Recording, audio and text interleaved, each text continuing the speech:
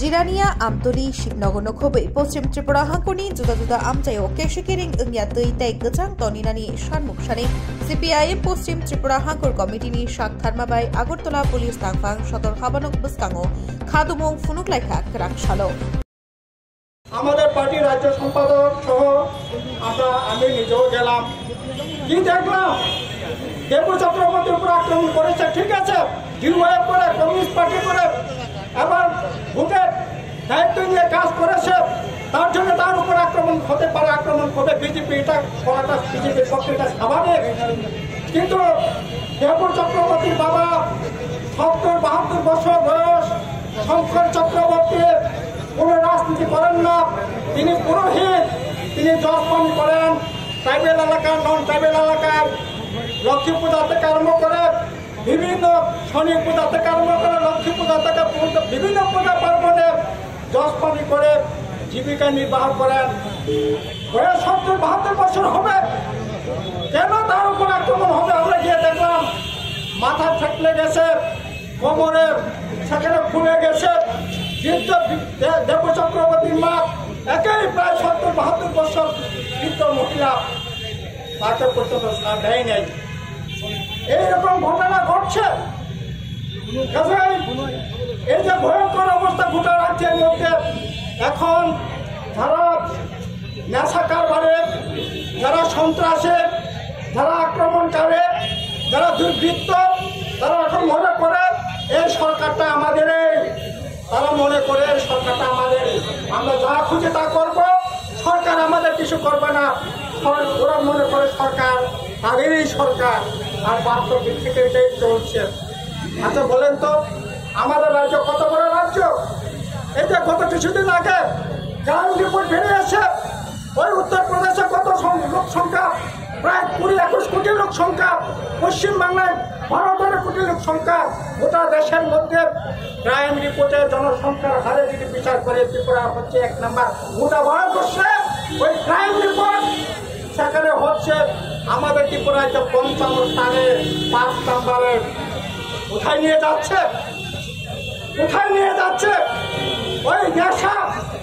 নেশার যে দূরত্ব গোটা দেশের মধ্যে ৩৬ জনের পর আমাদের রাজ্য হচ্ছে ২ নম্বরে এরকম তো হওয়ার কথা ছিল না নেশা বিরোধীর কথা বলেছেন এত কিছু বলার পর এই ভয়ঙ্কর পরিস্থিতি কেন হবে এরকম তো নয় এখন এগুলি করবার পিছনে কি কারণ থাকতে পারে আরে ভোটে তো জিতেছেন গোটা দেশের মধ্যে এই পশ্চিম ত্রিপুরা লোকসভা কেন্দ্র বিরুদ্ধে জিতেছে ১ নম্বর জিতেছে নোটার বিরুদ্ধে মধ্যপ্রদেশের ৭৮% ভোটে জিতেছে নোটার বিরুদ্ধে লড়াই করে সেকেন্ড জিতেছে ৭৬% তাও মধ্যপ্রদেশে আর ত্রিপুরায় গোটা দেশের মধ্যে ত্রিপুরার বিপ্লবীরা ৭৩% ভোট পেয়ে সেখানে ৩ নম্বর তৃতীয় স্থান অধিকার করেছে ১৯৫২ সালের পর দশরথ দেবের চাইতে বীরেন দত্তের চাইতে জনপ্রিয় ছিল কোনদিন বিপ্লবীরা আর এই বিপ্লবীরা ৭৩% ভোট পেয়ে জিতে কি করে জিতে ডাকাতি করে জিতেছে এজেন্ট বসতে দেয়নি এজেন্ট বসেছে জোর করে তুলে দিয়েছে এরপরেও ৬০ টাকা আক্রমণ করতে হবে বাড়িঘর ভাঙচুর করতে হবে এই অবস্থা বেশি দিন চলতে পারে না একদিকে এই জুলুম রাজ চলছে আবার অপরদিকে ঠকাই রাজ চলছে ঠকবাজের রাজত্ব চলছে ওই এডিসি এলাকায় একই অবস্থা দেখছে সেখানেও ওই আপনার প্রদ্যুৎ কিশোর দেববর্মা এই ঠকবাজিদের দল এমন কোনো দিন নাই যেদিন কোনো না কোনো প্রান্তে আক্রমণ হচ্ছে না বিজেপি আক্রমণ হচ্ছে মাথায় আক্রমণ হচ্ছে মাথায় বিজেপি আক্রমণ হচ্ছে সিপিএম এর উপর আক্রমণ করছে